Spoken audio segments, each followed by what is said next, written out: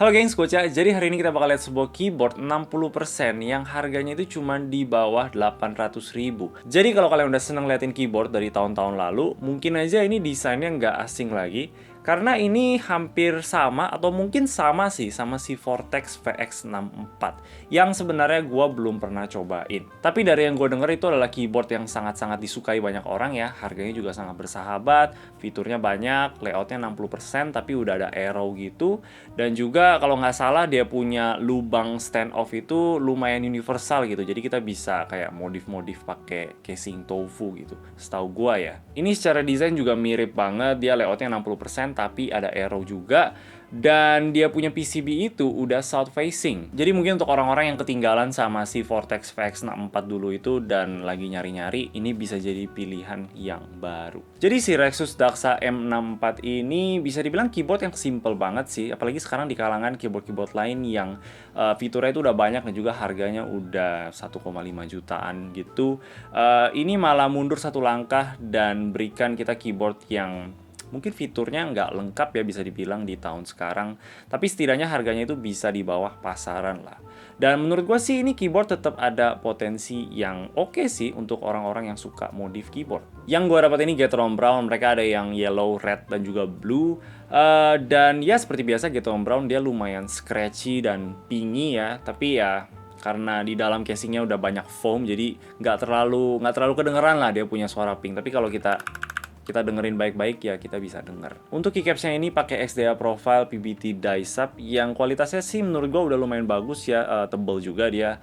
Yang mestinya sih nggak ada masalah sih untuk kalian-kalian yang mestinya. Tapi buat gua sih gua kurang suka XDA Profile. Gua nggak suka keycaps yang rata gitu. Buat gua sih jadi malah suka ketik salah-salah ya. Tapi ya kalau kita udah terbiasa mestinya sih bakal nggak apa-apa. Gue bakal lebih seneng kalau Rexus pilih Cherry Profile aja sih kan dia punya PCB udah support ya.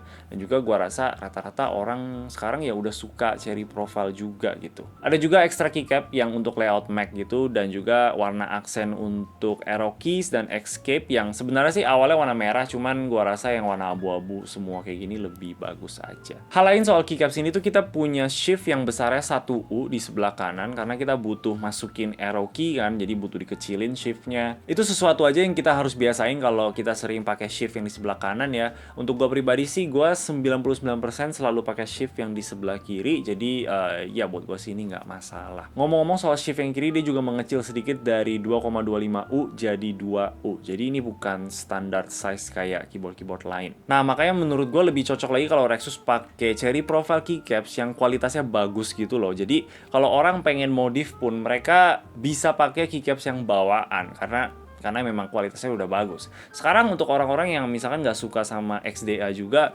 bakal agak sedikit rumit sih untuk cari keycaps yang support shift 1U dan juga 2U ini karena nggak semua keycaps itu ada. Oke, untuk stabilizernya menurut gue udah oke sih di unit yang gue dapet. Ini desainnya plate mount dan juga udah pre-loop walaupun gue liatnya sih agak sedikit tipis ya. Dan juga dia punya bawah stemnya itu udah rata jadi untuk kita pencet kayak gini udah enak. Untuk casingnya gue lihat sih ini berbeda dari yang Vortex VX64 itu. Ini masih ada elemen kayak desain Daxa, Rexus Daxa gitu ya. Kita punya USB port di sebelah kiri jadi lebih enak dan tulisan Daxa di sebelah kanan yang nggak terlalu ngejreng gitu. Satu hal aja dia punya bezel itu tipis jadi ya kurang enak aja dilihatnya. Secara keseluruhan masih oke sih, dia punya casing nggak terlalu tipis-tipis banget, dia punya bahan plastiknya jadi ya mestinya sih nggak ada masalah. Dia nggak ada adjustment fit di bawahnya tapi dia punya typing angle sih menurut gua udah enak banget. Untuk plate dan PCB-nya mereka nggak dibaut bareng ya kayak keyboard-keyboard pre-built lain biasanya. Ini dia jadinya dari friction dari switch yang masuk-masuknya aja gitu. Jadi kalau kita cabut semua switch-nya, dia punya plate sama PCB jadi langsung terpisah. Biasanya di keyboard yang PCB-nya itu nggak nempel sama plate-nya, kalau kita udah cabut semua switch-nya di dalam casing-nya itu, PCB-nya bakal jatuh ke bawah karena dia nggak nempel sama sekali. Tapi di sini nggak karena dia punya casing itu juga mepet banget di dalamnya, jadi mereka itu PCB-nya nggak ada ruang lagi untuk jatuh gitu. Mereka udah stay aja di sana. PCB-nya pastinya udah south facing kecuali yang ada USB-C-nya itu di bagian escape dan juga nomor 1 itu masih north facing tapi itu nggak apa-apa pastinya. Udah RGB backlit juga yang pastinya kita bisa atur di dia punya software yang balik lagi sama kayak si Noir punya dan juga si Fantech punya. Dan inilah sound testnya untuk yang brown switch.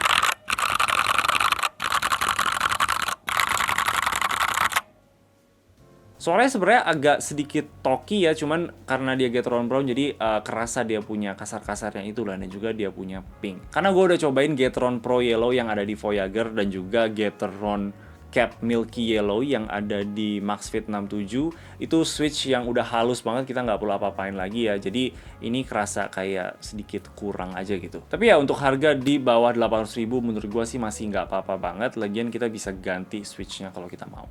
Oke, jadi keyboardnya kayak gitu aja sih, sangat-sangat simple ya. Ini bahkan nggak bisa pakai wireless, jadi cuma pakai kabel doang. Dan menurut gue sih ini keyboard yang bisa lumayan laku lah untuk orang-orang yang pengen utak-atik keyboardnya ya. Ditambah dengan harga yang cuma 800.000 dan juga PCB-nya itu udah south facing. Menurut gue ini bakal asik banget untuk dimodif-modif. PCB south facing-nya itu loh yang menurut gue nilai tambahan lah untuk keyboard yang di harga segini. Gue rasa kalau ini masih north facing ini bakal ya biasa aja. Untuk orang-orang yang mau keyboardnya apa adanya, yang nggak mau diotak-atik lagi, dan kalian pengen wireless, dan juga mungkin kalian punya budget yang lebih dari 1 juta gitu, ya jangan ambil keyboard ini. Mungkin kayak Fantech Maxfit 67 itu bakal lebih cocok untuk orang-orang yang cari keyboard kayak gitu. Tapi menurut gua untuk market yang Rexus target, yang gua rasa sih orang-orang yang suka modif otak-atik keyboard gitu ya, termasuk gua juga. Menurut gua sih ini keyboardnya kena banget untuk orang-orang kayak gitu. Apalagi kalau kalian suka banget sama layout 60% yang udah ada arrow, karena gua rasa sih nggak banyak ya untuk keyboard pre-built yang kayak gitu. Harganya juga lumayan murah, jadi ini bisa jadi starting point yang enak gitu. Jadi kalau kita mau tambah-tambahin lagi itu bisa. Gue penasaran juga pengen cobain modif keyboard ini, dan Rexusnya sendiri juga ada siapin casing barebone gitu loh yang kita bisa pakai juga sama si keyboard ini. Jadi ya kita bakal cek di video selanjutnya. Oke, itu aja dari gue. Kalau kalian suka sama video ini boleh kasih like dan juga subscribe. Thank you udah nonton. Bye bye.